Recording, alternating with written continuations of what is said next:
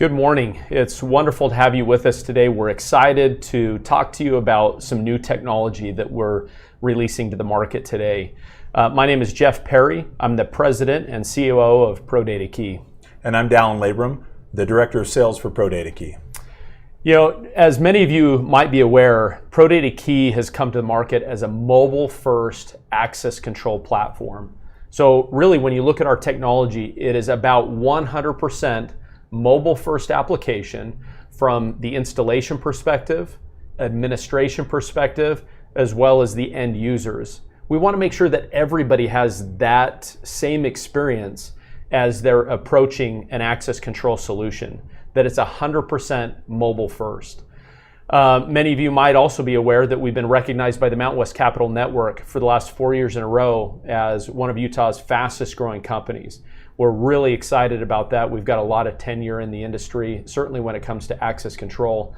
And this technology is no different from what we're trying to accomplish from a mobile first perspective.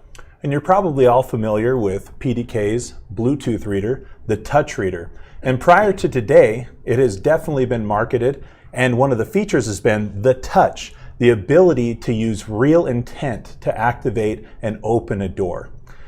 We've also talked a lot about the inside-out technology, whereas most other Bluetooth readers, you walk on the secure side of the door and you're still granting access to that Bluetooth reader. ProdataKey has solved that problem as well. Credentials are issued directly from PDK.io's platform, which is very convenient. It definitely solves the issue of having to manage your credentials with a completely separate application. And then another awesome thing about PDK's Bluetooth credentials is that it's not a Wiegand pass-through. It maintains its Bluetooth security from inception all the way to the controller and back to the door. And then also we offer an unlimited number of credentials with the Bluetooth reader, so we're not charging you per credential.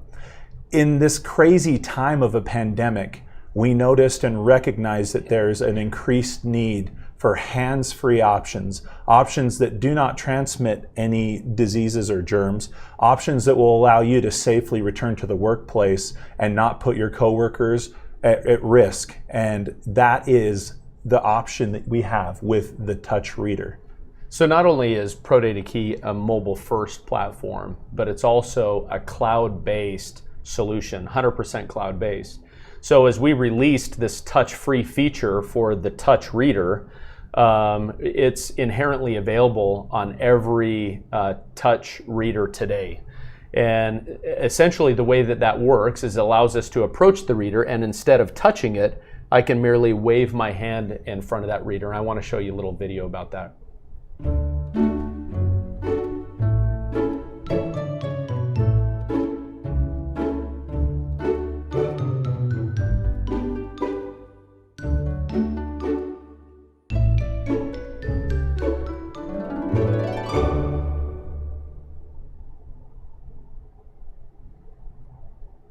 What's unique about the new touch-free feature on our Bluetooth reader is that it continues to follow the same basis of real intent.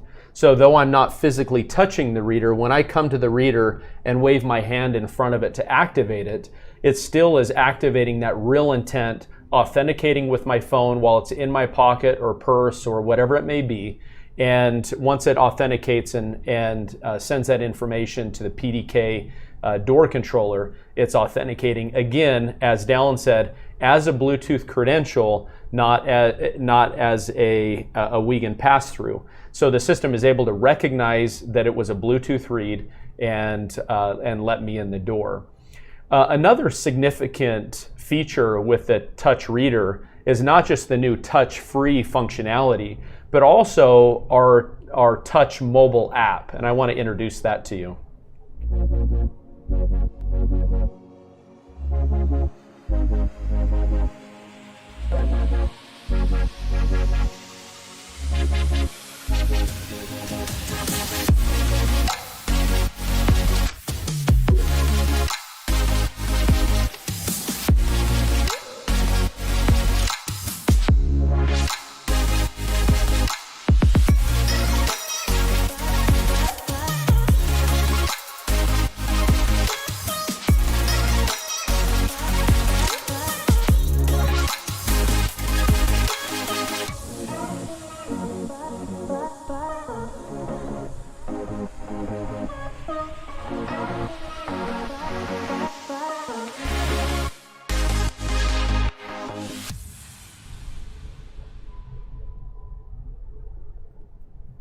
The obvious unique feature of utilizing the touch mobile app is that you're using your own phone, right? So it's not just coming up to the reader and waving in front of it, but bringing your own device, the BYOD.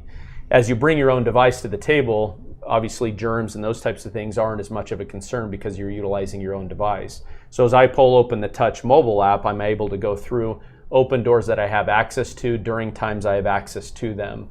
So I want to give you a brief demonstration of the touch mobile app. You'll notice that you'll just click on the icon. It immediately pulls up the doors that you have access to during times you have access to them. If you want to open a door, you merely push and hold. Once you do that, your phone vibrates or chimes, and you'll see that that door physically unlocks. We don't change the icon until we receive acknowledgement back from the controller that that's happened. You can also favorite doors. When you open the app, it immediately will go to your favorites and only show the doors that you have favorited. You can always go back to your full list of doors, but this favorites list allows you to conveniently and quickly find the doors that you want to access on a daily basis.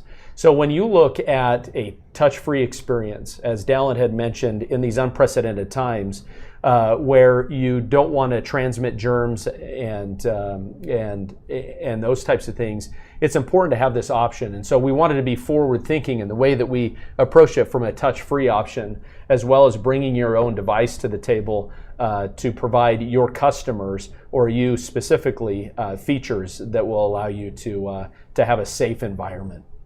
And in closing, one of the constant themes that you see across all of ProdataKey's material, marketing, and everything is our partner fanaticism or our partner centricity. It is extremely important for us to be able to offer our partners, our dealers, our integrators with the most innovative and effective products on the market. It is our goal to be able to allow you to have the best products to be able to offer to your customers and end users, to be able to keep them safe and allow them to conduct business and for your businesses to grow as well. We definitely appreciate your time today. I think we're going to open it up to a Q&A. Let's do that. If you have any questions, we'd love to hear. You'll just go into the chat here on YouTube and chat in your questions, and we'd love to answer those. It looks like we've got one question so far. One of them is, what is the distance of read range on the touch-free? That's a really good question. Yeah. I'll let you answer. So the distance of read range is right in between 2 and 3 inches. So I'm about 2 inches apart right here, and that gives me a read. And one of the reasons why we have it so close is so that we can keep that real intent initiated, so that you don't have people out here, or just walking by accidentally triggering the door with their credential. So in order to keep the door secure, but also give you a touch-free option, the range is about 2 to 3 inches right there. Perfect. We've got another question here. Can this be used with TRI or TRI? I'm not sure what that is. If you can expound on that question, help us understand what TRI is, we'd love to answer that for you. What's the next question here? Let's see here. Can this use to be triggered door auto opening as well, instead of having to use a separate door activated switch for handicap opening? Sure. Yeah, absolutely. So you could set a rule. We've got one of the most unique rules-based engines in the industry. Very dynamic. Yeah. So if you get into the platform, you could set a rule up that says based on a particular person authenticating to activate any sort of handicap button. Yeah, anyone that you would want to give access to that door, you could go into either their user profile or that door profile and give them the ability for when their card swipes to give them access to both doors or just that access door that you're wanting to give them access to. Let's see, is the Touch.io app able to also control other doors that may still be using the ProdataKey app? For instance, we have a site that has 2 doors and they want Touch.io and 2 doors that they want a key read with. Yeah, so the Touch app, the app that's on your phone, separate from the Bluetooth credential, works with every cloud node. So any system that you have active out there that has a cloud node set up, even if they don't have our Bluetooth reader, can still use the Touch app to control those doors and open them and give them access. Yeah, and what's great is it's the configuration and authentication again, happens directly on the phone. So when you look at a mobile first perspective from an installer, I'm able to open up the installation portion of the app. I come to the reader, I hold it next to it. After I've installed it on that particular door, it immediately provisions that reader and it's up and running. So PDK.io is ready to accept a Bluetooth reader on any door as soon as you're ready to install it there. And that's from a configuration standpoint, right? That's correct. Oh, it looks like there's some other questions. Let me just look here. All right, can this be used to trigger? Okay, we've got that. Is there a plan to integrate the Bluetooth reader with a keypad pin for bypass? Yes, there is some technology that we're developing around that today. It's fairly unique, and there's some proprietary technology behind that, so I can't really discuss that here. But yes, there is some thought around that right now. And in that same direction, just so that everybody knows, you can still use a standard credential with our Bluetooth reader as a bypass option. So if for some reason you drop your phone and break it, or you lose your phone, which is extremely rare, you can still have a credential, a fob, a sticker, a bracelet. There's so many different credentials that we offer that still will work with the Bluetooth touch reader. Yeah, that's a good clarification. The Bluetooth reader reads standard credentials as well. Another question, what if you keep your phone in your back pocket? Is it still going to work? The answer is yes. When you provision the reader with your phone and you approach it with the app, it's going to ask you what distance or what continuity you want. It's really kind of a fun little slider that you can slide away or closer. And as you do that, it will allow you to keep it in your back pocket or even have it in a satchel. You determine what that distance is for the reader. So if I understand correctly, Jeff, from a configuration standpoint or an integrator standpoint, they're going to be able to control just with that slide bar the strength of the signal or the distance of read from that signal. So you can go all the way out to, what is our max distance? It's about 35 feet. About 35 feet, yeah. All the way into 2 feet. That's exactly right. And obviously 35 feet doesn't really make sense, but what it's working to do is to be able to read a phone like you had mentioned in your back pocket. So as I approach the reader and I'm configuring it, I can just use the slider, put my phone in my back pocket, test it, and that will let me know whether it's going to function. So as you're out there installing these readers, you're able to fine-tune them to work perfectly for the application. That's great. Every environment's different, right? And so if you're in an underground garage, you may want to have a stronger signal. There may be outside factors. Or if you're in an office building like us, you may want a mid-range signal. Whatever works for you as an integrator, you can tune it up to exactly where your customer wants it to be. Absolutely. Another question is, does the Touch.io reader require the same 6-conductor wire? The Touch.io reader can wire with 5 conductors. So you've got a positive, a negative, a data 1, data 0, and then you've got a light trigger. So if you want this light to turn green when you're authenticated, you'll want to make sure that you connect that light trigger. Do you have to have that? No, you don't. So you could get away with 4, but in my opinion, it makes sense to have your light trigger. For the best experience, we would definitely recommend using the light trigger.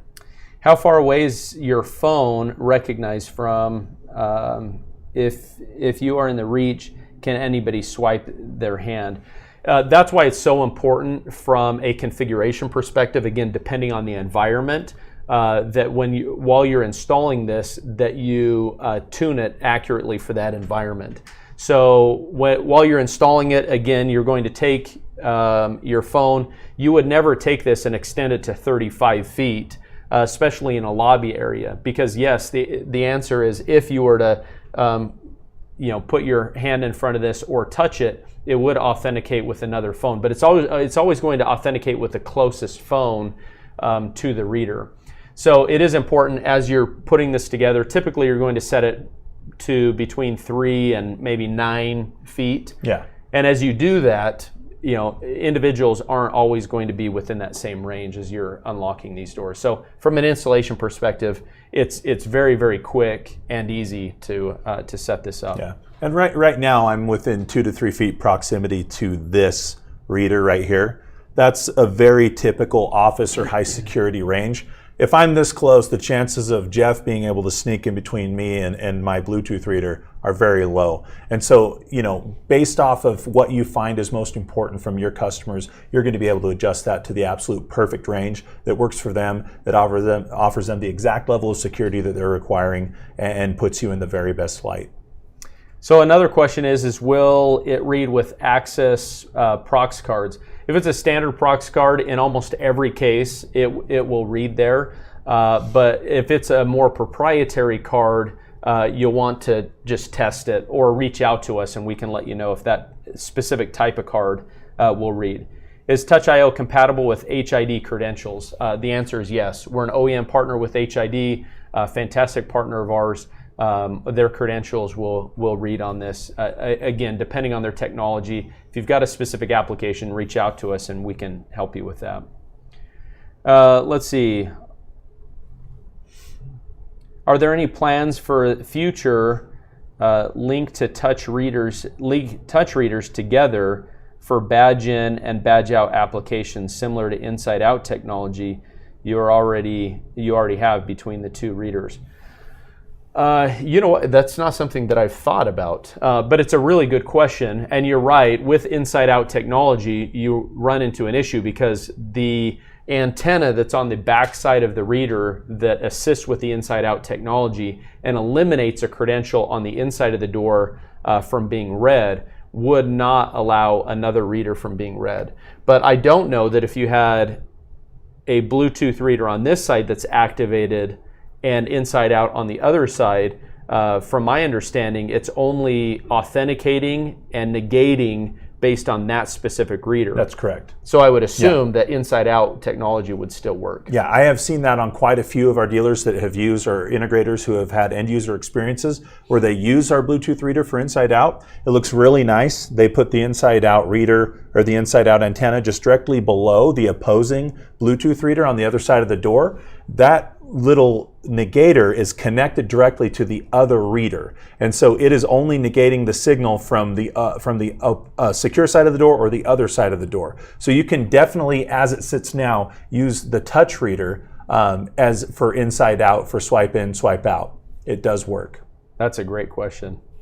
Another one: how would an individual reads work in elevator situation? Multiple people in the elevator. Picking different floors. That's a good question as well. When you're in there, again, it's typically reading the closest credential or the closest phone to the reader. So if I get in the elevator and I walk up to the card reader and I wave my hand in front of it, typically it's going to read my credential. And again, that's something that you're going to tune for the environment. If there are a bunch of people in the elevator and they're all trying to get up to it, very similar to reading your credential, you wouldn't be able to pass that credential to somebody for them to scan and push your floor. You would have to make your way up to use it. So you'd have to just evaluate that application and see if it makes sense for that type of environment. Another question, is Touch.io made in the USA? There are parts of the Touch.io that are made in the USA, but very similar to some other products, there are facets of this that can't be manufactured here. So a majority of the reader is sourced overseas. So I would love to say that it is, but it is not. Is the Touch.io just 125 kilohertz or multi-frequency? It is 125 kilohertz. So any 125 kilohertz credential should read, depending on whether it's a proprietary credential or not. Great questions. Great questions so far. It looks like that might be the end of the questions. If you've got additional questions, you can reach out to us anytime. We sure appreciate your time today and look forward to talking to you about further advancements to PDK.io. Yep. Feel free to email us at sales@ProdataKey.com anytime or online at ProdataKey.com. We'd love to help your questions. And like I say in every one of our videos, no one will take care of you or support you the way that ProdataKey will. For those of you who are already our partners, we are grateful to you. And for those of you that are looking to become our partners, we're excited to become partners with you and support you. We hope you have a wonderful day. All right, take care.